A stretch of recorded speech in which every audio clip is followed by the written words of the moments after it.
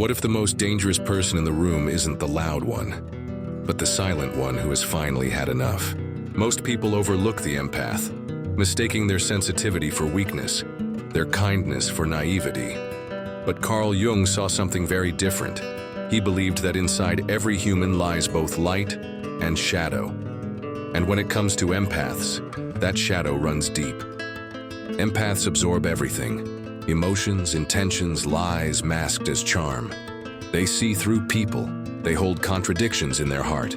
They know pain, but they still believe in goodness. Jung called this the transcendent function, the ability to live with tension and not fall apart. But what happens when an empath is pushed too far? Jung believed that true power emerges not from comfort, but from crisis. And that's where the empath transforms. They don't break, they evolve. Repeated betrayals force them to face their own darkness.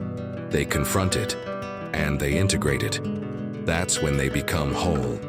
Narcissists miscalculate. They think empaths are easy to control, but the awakened empath isn't soft. They're forged. Through every lie, every manipulation, they've built something narcissists don't understand: psychological resilience. You see, empaths aren't just emotional. They're emotionally intelligent. Every experience, every heartbreak becomes data. And when enough data accumulates, something incredible happens. What Jung called the emergence of the self. Suddenly, they no longer react. They respond. They no longer beg for validation. They own their truth. The game ends.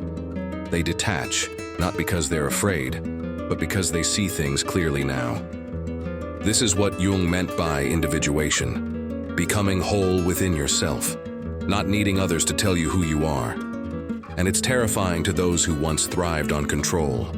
Because when an empath integrates their shadow, they gain something rare: discernment. They stop pouring their energy into people who drain them. They don't stop caring. They start caring wisely. They choose their battles. They choose their company.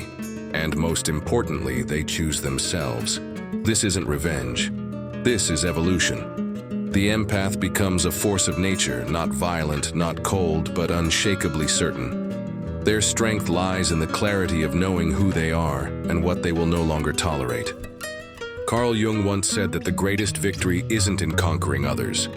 It's in conquering the parts of yourself that once held you back.